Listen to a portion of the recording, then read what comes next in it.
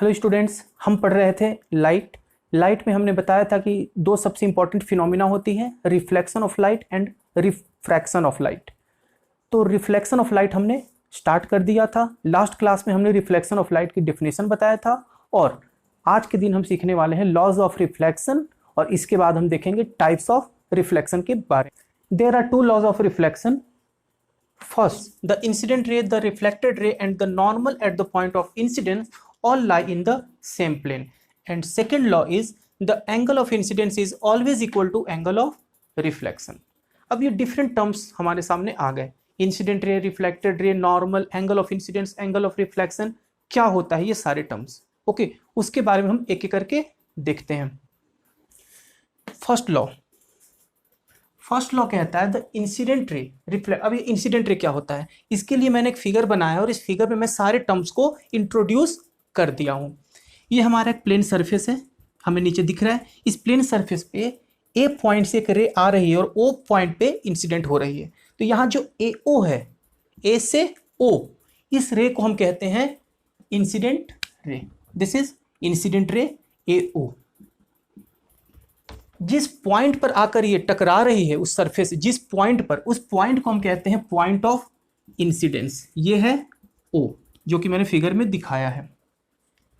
इसके बाद O point से टकराने के बाद ये जिस डायरेक्शन में लौट जाती है उस रे को हम कहते हैं रिफ्लेक्टेड रे। तो रिफ्लेक्टेड रे क्या होगा इस फिगर में, O B. O B is a reflected ray. अब ये जो पॉइंट ऑफ इंसिडेंस था जिसे कि मैंने ओ से डिनोट किया है, पॉइंट ऑफ इंसिडेंस पर इस सरफेस के परपेंडिकुलर हम एक वर्चुअल लाइन एज्यूम करते हैं जिसे हम बोलते हैं नॉर्मल। ये वर्चुअल होता है, रियल में नहीं होता, बट हम ऐसा एज्यूम करते हैं कि सरफेस के परपेंडिकुलर एक लाइन है, उसे हम कहते हैं नॉर्मल। तो स्टेटमेंट क्या कहता है, स्टेटमेंट बोल रहा है कि the incident ray, reflected ray and normal all lie in the same plane. यही स्टेटमेंट था, the incident ray, reflected ray and normal at the point of incidence all lie in the same plane. ये जो मैंने तीन terms यहां बताया, incident ray, reflected ray and normal, ये सब एक ही प्लेन में होते हैं। ये फर्स्ट लॉ था। अगर हम सेकेंड लॉ की बात करें तो सेकेंड लॉ होता है the angle of incidence is always equal to angle of reflection. Angle of incidence क्या होता है, angle between incident ray and normal. Incident ray और नॉर्मल के बीच के एंगल को हम बोलते हैं एंगल ऑफ इंसिडेंस, जिसे हम आई से डिनोट करते हैं। और नॉर्मल और रिफ्लेक्टेड रे के बीच के एंगल को हम कहते हैं एंगल ऑफ रिफ्लेक्शन और इसे हम आर से डिनोट करते हैं। तो सेकेंड लॉ स्टेट क्या कहता है, सेकेंड लॉ कहता क्या है, सेकेंड लॉ कहता है कि angle of incidence is always equal to angle of reflection. मतलब आई और आर हमेशा बराबर होते हैं। तो मैंने मैथमेटिकली लिख भी दिया है, therefore angle i equal to angle r. अगर किसी क्वेश्चन में आई की वैल्यू 30 डिग्री है तो आर भी 30 डिग्री होगा। अगर आई की वैल्यू 60 डिग्री है तो आर भी 60 डिग्री होगा। इस पे हम एक दो क्वेश्चन अभी थोड़ी देर में करेंगे। तो ये था हमारा लॉज ऑफ रिफ्लेक्शन। तो लॉज ऑफ रिफ्लेक्शन से रिलेटेड हम कुछ प्रॉब्लम सॉल्व करते हैं।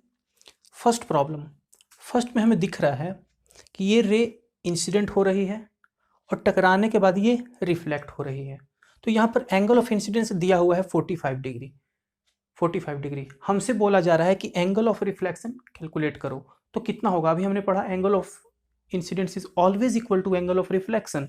तो अगर एंगल ऑफ इंसिडेंस 45 डिग्री है तो एंगल ऑफ रिफ्लेक्शन भी कितना होगा, 45 डिग्री।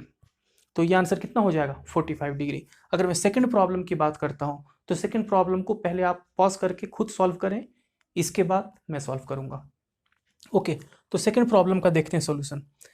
ये जो नॉर्मल होता है ये हमेशा सरफेस के परपेंडिकुलर होता है। जैसा कि मैंने भी बताया भी था, जब मैं लॉज पढ़ा रहा था उसमें मैंने बताया था कि normal is always perpendicular to surface. ये हमेशा परपेंडिकुलर होता है।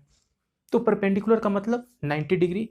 तो अगर ये नॉर्मल इस सरफेस के साथ 90 डिग्री बना रहा है तो ये एंगल दिया है 60 डिग्री। तो ये एंगल कितना हो जाएगा, 90 माइनस 60। तो 90 माइनस 60 ये कितना हो जाएगा, 30 डिग्री, तो यहाँ पर एंगल ऑफ इंसिडेंस हो जाएगा 30 डिग्री, तो एंगल ऑफ रिफ्लेक्शन भी कितना हो जाएगा 30 डिग्री, तो इसका आंसर होगा 30 डिग्री। थर्ड प्रॉब्लम हमें दिख रहा है कि एक रे है जो सरफेस के परपेंडिकुलरली आ रहा है और परपेंडिकुलरली ही रिटर्न लौट जा रहा है। तो ये एक बहुत ही अच्छा इंपॉर्टेंट कॉन्सेप्ट है, इसको नोट कर लेंगे सब लोग। अगर किसी भी सरफेस का रे परपेंडिकुलरली इंसिडेंट हो रहा है, परपेंडिकुलरली, तो वो परपेंडिकुलरली ही रिफ्लेक्ट हो जाएगा। किसी सरफेस पे अगर रे परपेंडिकुलर आ रहा है और उस पर स्ट्राइक कर रहा है, तो टकराने के बाद वो वापस उसी डायरेक्शन में वापस लौट जाता है। तो इस केस में एंगल ऑफ इंसिडेंस कितना होगा और एंगल ऑफ रिफ्लेक्शन कितना होगा, ऑब्वियसली दोनों सेम होगा। तो इस केस में अगर हम एंगल ऑफ इंसिडेंस की बात करें तो यही एंगल ऑफ इंसिडेंस है, यही इंसिडेंट रे है और यही नॉर्मल है। तो अगर दो लाइन कोइंसाइड कर रहा है, यानी दोनों क्या है पैरेलल, तो दो पैरेलल रे के बीच में कितना एंगल बनता है 0 डिग्री। तो यहाँ पर एंगल ऑफ इंसिडेंस कितना हो जाएगा 0 डिग्री। तो अगर एंगल ऑफ इंसिडेंस 0 डिग्री तो एंगल ऑफ रिफ्लेक्शन कितना हो जाएगा, ये भी 0 डिग्री। तो ये 3 टाइप के हम न्यूमेरिकल करे हैं, अभी हम और भी न्यूमेरिकल्स करेंगे जब हम आगे पढ़ेंगे। तो यहाँ तक ये 3 न्यूमेरिकल, किसी को इस तीनों न्यूमेरिकल में किसी में भी कुछ भी डाउट हो वो कमेंट कर सकता है।